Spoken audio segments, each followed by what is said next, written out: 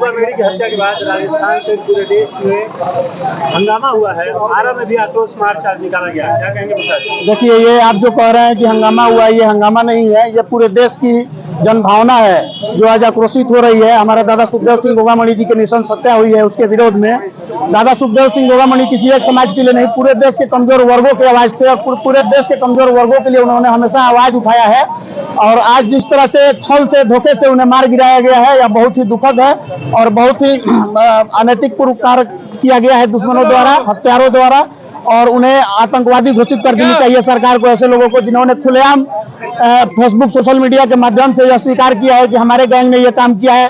अपनी जिन्होंने ये इस हत्या की जिम्मेदारी ली है, उसको तो पहले हत्यारे ना करके आतंकवादी घोषित कर देनी चाहिए सरकार को। और हमें सरकार को यह भी ध्यान देनी चाहिए कि जिस तरह से इस बंद के विरोध में, उनके हत्या के विरोध में जो आज पूरा देश उमड़ पड़ा है, चाहे किसी भी वर्ग के हो, क्षत्रिय समाज से हमारे दादा सुखदेव सिंह गोगामणि जी आते थे, लेकिन उन्होंने सभी वर्गों के लिए आवाज उठाया है। और आज उसका हम लोग देख रहे हैं उनके जाने के बाद कि सभी वर्ग उनके साथ आज खड़ा है। कोई क्षत्रिय समाज की एक बात नहीं है, सभी समाज यहाँ पे है। क्या मानते हैं इस हत्या के पीछे किसका हाथ हो सकता है? क्योंकि प्रशासन के भी लोग अब ये सार्वजनिक है, सर्वविदित है कि हत्या की जिम्मेदारी जिन्होंने ली है, लॉरेंस बिश्नोई गैंग के गुर्गों ने ली है, रोहित गुडारा ने ली है खुलेआम। और इसीलिए मैं यह मांग करता हूँ कि उसको अब हत्यारा ना करके, आरोपी ना करके सरकार को आतंकवादी घोषित करना चाहिए, जिसने खुलेआम सोशल मीडिया के माध्यम से इस हत्या की कबूलनामा स्वीकार की है।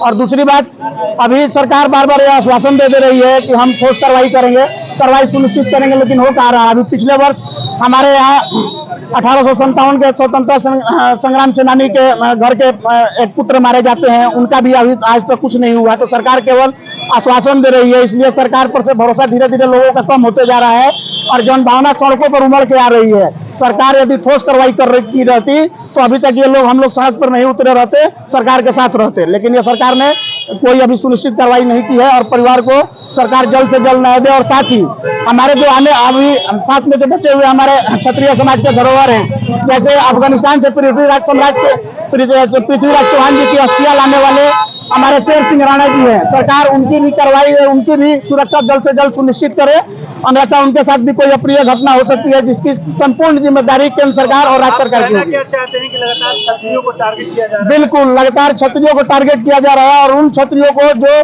पूरे वर्ग के लिए आवाज उठाते रहे हैं, पूरे देश के कमजोर वर्गों को आवाज उठाते रहे, उन क्षत्रियों को टारगेट किया जा रहा है। क्षत्रियों का इतिहास रहा है बराबर न्याय करने के लिए, हमेशा क्षत्रिय सबके साथ न्याय किया है। लेकिन आज दुर्भाग्य की बात है कि वही क्षत्रिय इस लोकतंत्र में, इस अमृत काल में खुद के न्याय के लिए दर दर भटक रहा है और उसको न्याय नहीं मिल रहा है।